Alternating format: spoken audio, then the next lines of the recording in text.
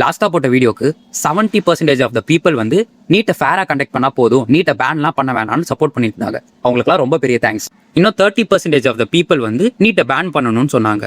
சில ஃபேரான ரீசன்ஸ்லாம் சொன்னாங்க, என்னென்ன பிரச்சனைலாம் இருக்குன்னு சொன்னாங்க.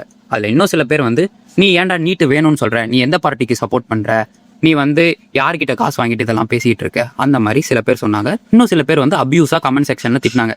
அதெல்லாம் பற்றி நான் கேர் பண்ண போகிறது இல்லை. நீட்டில் ஒரே ஒரு பிரச்சனை தான், matric board syllabus state board சிலபஸை வச்சு நீட் எல்லாம் கிளியர் பண்ண முடியல, அது அவ்வளோ அட்வான்ஸ்டாக இல்லைன்னு சொல்கிறாங்க.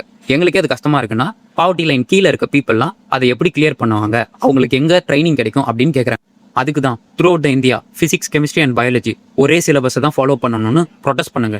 Through out the India government NEET coaching சென்டர்ஸை ஸ்டார்ட் பண்ண சொல்லி ப்ரொடெஸ்ட் பண்ணுங்க.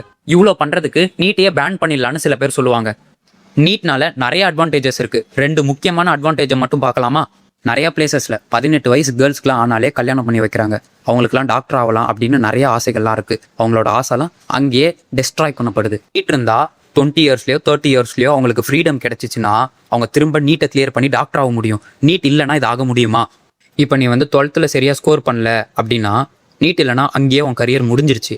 இப்போ நீட் இருக்கிறதுனால நீ மல்டிபிள் அட்டம்ஸை நீட்டுக்கு ட்ரை பண்ணி நீ நல்லா ஸ்கோர் பண்ணனா நீ டாக்டர் ஆகலாம், எந்த ஏஜில் வேணால்.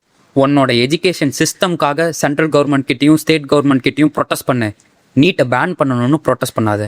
நல்லா ஒரு 5 minutes உட்காந்து யோசிச்சு பாரு. நிறைய ஸ்டூடெண்ட்ஸோட லைஃப் இங்கே இருக்குது, ஸ்பாயில் பண்ணிடாது.